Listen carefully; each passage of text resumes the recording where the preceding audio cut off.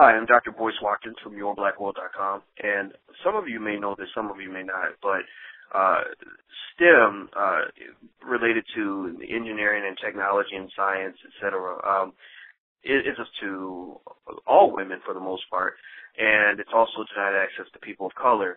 So the worst place you can be on that totem pole is to be a woman and a person of color. And the profession is male-dominated, and in many cases you don't see opportunities being created for people of color. And I was concerned about this. I received an email from someone who told her story, and I just felt compelled to allow her story to be heard by the rest of you who follow us. And her name is Loretta Cheeks. She's a computer scientist and principal engineer out of Arizona. She's also studying to get a PhD in computer science. And I have Ms. Cheeks on the line. How you doing today, Ms. Cheeks? Hi, Dr. Watkins. This is Loretta Cheeks. Thank you for interviewing me. Yeah, well, it's my pleasure. And so I'm going to ask a really dumb question. STEM, the acronym, give it to me. Science, technology, engineering, and mathematics. Okay, that's what I thought. I'm not that crazy, but I just realized, I said, well, maybe I don't know exactly what STEM stands for, but I know a little bit about, the math end of it. To get my PhD in finance, I had to study a lot of math. My master's degree was in math and statistics, so I had enough of an opportunity to be in that space. One of my kids did a degree in engineering, and so I've sort of seen how this profession is kind of male-dominated, particularly white male-dominated. We just put up an article in Your Black World about companies like Facebook and Google and how they tend to just hire lots and lots of white people. And so what is your take on what's going on with STEM-related disciplines and the opportunities for women and people of color? Right. When I started, just to kind of go backwards, when I started industry 20 years ago, it was typical to see only one of me. I started off in the chemical industry, and there was one of me. And then I moved to the nuclear industry, and literally the bathroom was like an outhouse. It was one of me, and that was in Pittsburgh. Then when I came to Arizona, again, they recruited me because I was an African-American woman, and they needed more people that looked like me. And matter of fact, I was on their, they highlighted me quite a bit in their newsletter, this company, and not just newsletter, I was in NSBE highlighted and some other national recognition. Then recently, in the last 11 years, I worked at General Dynamics, where I was a principal engineer for all of the 11 years, never was promoted. There were no other African-American women who were above me, which I was a principal engineer. I think there are at least 4 levels above me to even reach a vice president, at least 2, definitely 3 levels that can go up the ranks.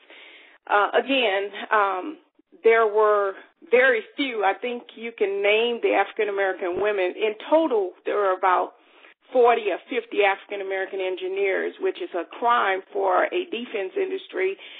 The recruitment effort was very little.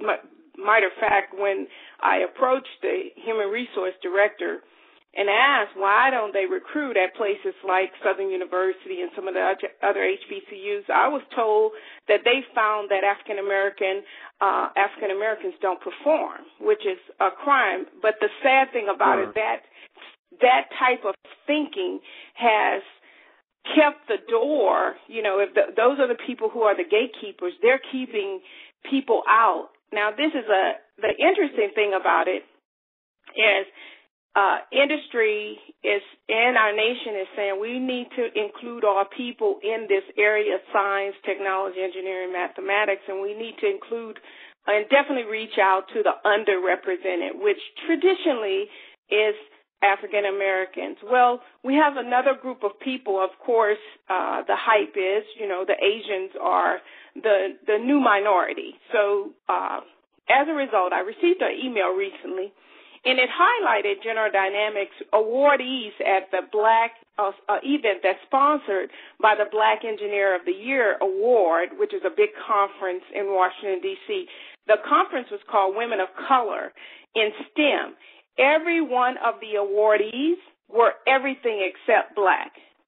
every color except black. There were Indians. There were Latinos. There were American Japanese. Different people, women of color, but none of them at a black event invited to even receive an award. In years prior, the awardee was a Caucasian woman. So my frustration is on different levels. Definitely the inclusion of black women, the fact that the black woman is being etched out of the picture, and also the fact that the people who are holding these conferences don't ask the question of where is the black woman when a conference is supposed to highlight and honor those that they're trying to welcome into this mix of talent. So, in a nutshell, that's the story. Why, not even, well, we know why, but why isn't there an outrage that the black woman is being etched out of this whole pie? And I go to different conferences. This year I attended CRAW.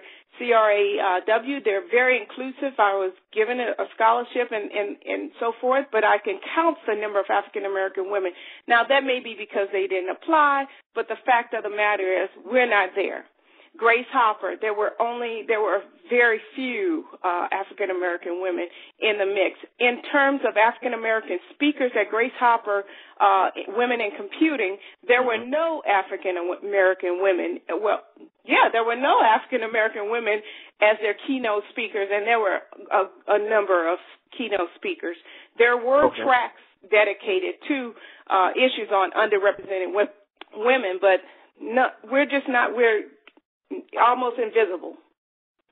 Okay, so so what do you think are the solutions to the issue? We don't have much time, but in terms of sort of dealing with this for the next generation, so that the people behind us don't have to deal with the same form of discrimination. I'm more of an advocate for saying that maybe we need to start our own businesses on a more regular basis. I'm right there too. That's what I do. I went through the same thing. When I was hired at Syracuse University, they had never hired an African American before me in the finance department in over 100 years. So all the black people that applied were rejected.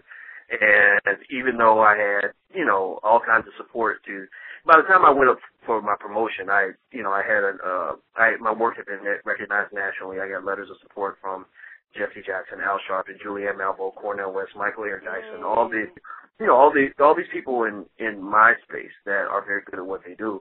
And it was almost like getting a letter of recommendation from a bum on the street. Like there was no respect for that. So, I found that being angry about it only went so far, right? They were still going to do business as usual. Now, of course, we did talk about me filing a lawsuit, and I didn't do it because I didn't really have the time. I was trying to do other work at the time, so I was like, I'm not going to lock myself up in litigation for 20 or 30 years. But at the same time, because literally I've seen people where their cases literally last so long that they die by the time they're over with. But at the same time, I think at that point it was like, what can I do that will raise enough of a stink so that the university's hiring practices will change for people behind me? And I was able to do some of that. They did hire a lot of black people after me, and it was because I spoke up. I really believe that my speaking up and embarrassing a few folks led them to say, okay, we don't like this Negro over here, but we'll accept those Negroes over there. That's sort of the game in corporate America. Let's find the most acceptable Negro we can find so that we can prove to the outspoken Negroes that we're not really racist. So I accepted. That's how the game works. So and then at that point, I started my own business and said, how can I pay my own bills? And so what's your take on some of the things that we can do that will sort of help to alleviate this problem so that our kids aren't having these same conversations 20, 30 years from now? You hit on something that I'm really passionate about. We haven't worked in industry and finding that it's an upward battle to continue to prove yourself in so many spaces year after year, everything from your intellect to your human being, your presence. I'm a real advocate and champion for businesses, and I don't think that African Americans, at least our universities, really prepare us well to even think coming out of school and owning our own business. And that's, to me, the winning key.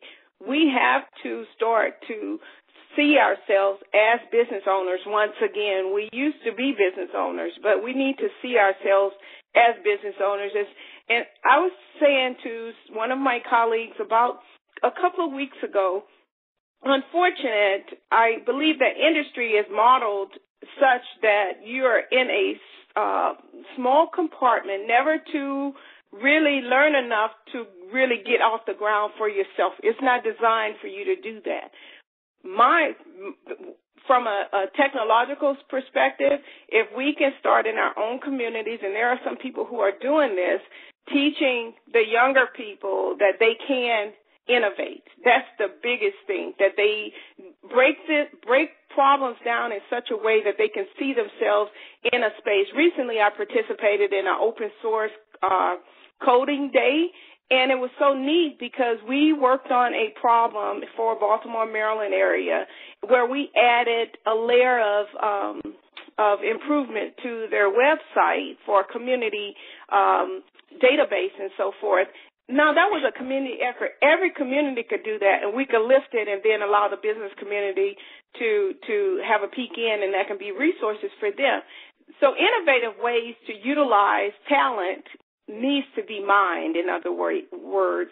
And another thing we can do is to start our own schools. Unfortunately, we don't see ourselves, when I say start our own schools, either get behind an HBCU or figure out a way where we can actually start an online university, just like the global universities like edX and Coursera that's started and have a global reach. Then African Americans can do the same thing and put their credentials, put accreditation behind it, and work that way also to make sure that we have the educational tools to make sure that as we move up in industry that we continue to stay relevant. Another thing is look at global ways that we can innovate, problems that are not just in America, but really lift our minds out of America into other areas of need. So those are just, a few solutions that, I think that can work overall. Well, I agree with you. I love it, and I think the need for innovation is critical. I think the need for educating ourselves is critical. Running our own institutions is critical.